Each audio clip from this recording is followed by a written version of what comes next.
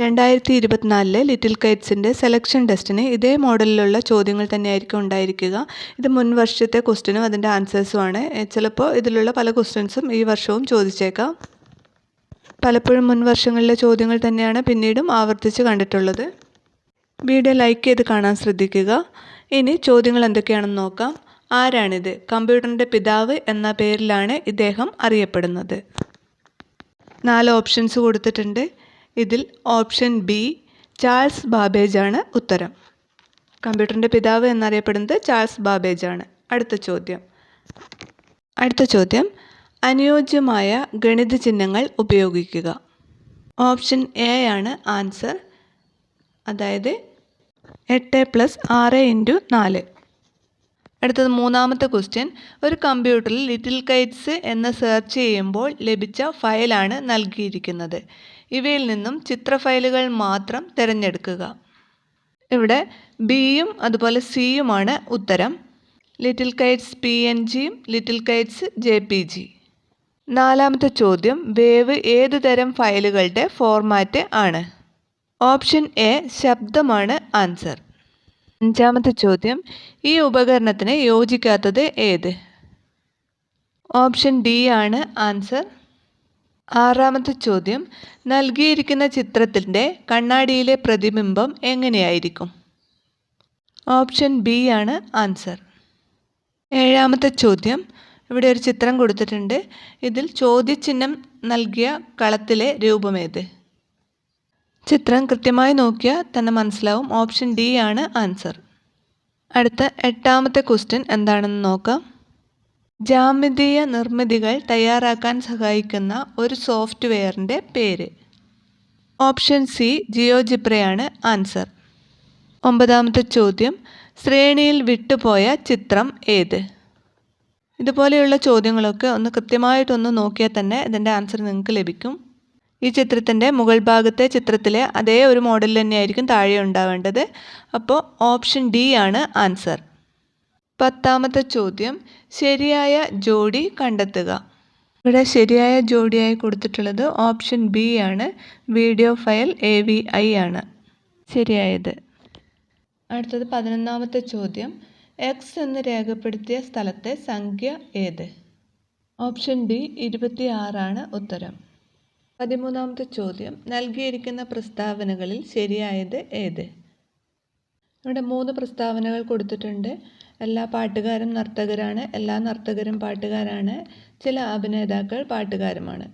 ഇതിൽ ബി ആണ് ആൻസർ, അതായത് 1ഉം 3ഉം. അതായത് എല്ലാ പാട്ടുകാരും നർത്തകരാണ് എന്നതും ചില അഭിനേതാക്കൾ പാട്ടുകാരുമാണ് എന്നതാണ് ആൻസർ. 13ാമത്തെ ചോദ്യം.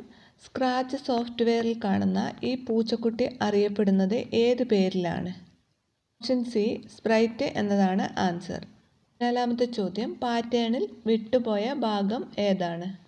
ഓപ്ഷൻ സി ആണ് ഉത്തരം. 15ാമത്തെ ചോദ്യം. ശബ്ദം റെക്കോർഡ് ചെയ്യാനും എഡിറ്റ് ചെയ്യാനും സഹായിക്കുന്ന സോഫ്റ്റ്വെയർ ഏത്?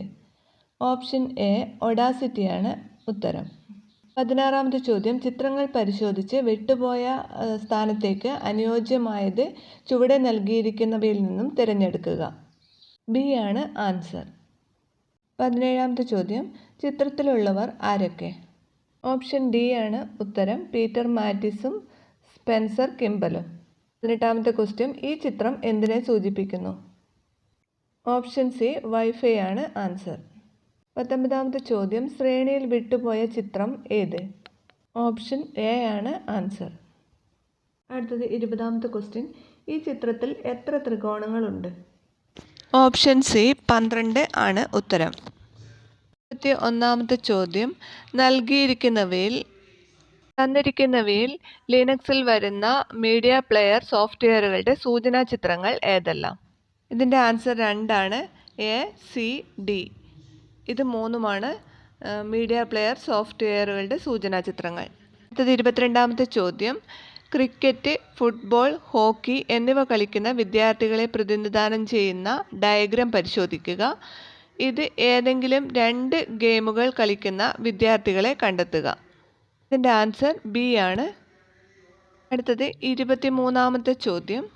23ാമത്തെ ചോദ്യം, ഒന്നാമത്തെ സ്പ്രൈറ്റിനെ രണ്ടാമത്തെ അവസ്ഥയിലേക്ക് മാറ്റാൻ സ്ക്രാച്ചിൽ ഏത് ബ്ലോക്കാണ് ഉപയോഗിക്കേണ്ടത്? ഫ്ലാഗ് ഒരു പ്രാവശ്യം മാത്രമേ ക്ലിക്ക് ചെയ്യാൻ പാടുള്ളൂ. ഓപ്ഷൻ ബി ആണ് ഇതിൻ്റെ ഉത്തരം. അടുത്ത ചോദ്യം എന്താണെന്ന് നോക്കാം. കമ്പ്യൂട്ടറുമായി ബന്ധപ്പെട്ട OS എന്നതുകൊണ്ട് സൂചിപ്പിക്കുന്നത് എന്ത്? ഓപ്ഷൻ ഡി ആണ് ആൻസർ, ഓപ്പറേറ്റിംഗ് സിസ്റ്റം. 26ാമത്തെ ചോദ്യം, വിട്ടുപോയത് ഏത്? ഇവിടെ കുറച്ച് ചിത്രങ്ങൾ എടുത്തിട്ടുണ്ട്. ഇവിടെ വിട്ടുപോയത് ഏതാണ് എന്നാണ് ചോദിക്കുന്നത്. ഓപ്ഷൻ ഡി ആണ് ആൻസർ. 27ാമത്തെ ചോദ്യം, പഠനാവശ്യത്തിനായി ഉപയോഗിക്കുന്ന ഏതാനും ലിനക്സ് സോഫ്റ്റ്വെയറുകളും ബന്ധപ്പെട്ട വിഷയങ്ങളുമാണ് നൽകിയിരിക്കുന്നത്. ഇവയിൽ ഓരോ ഗ്രൂപ്പും പരിശോധിച്ച് ശരിയായ ജോഡികളുള്ള ഗ്രൂപ്പ് കണ്ടെത്തുക. ഓപ്ഷൻ എ ആണ് ഉത്തരം.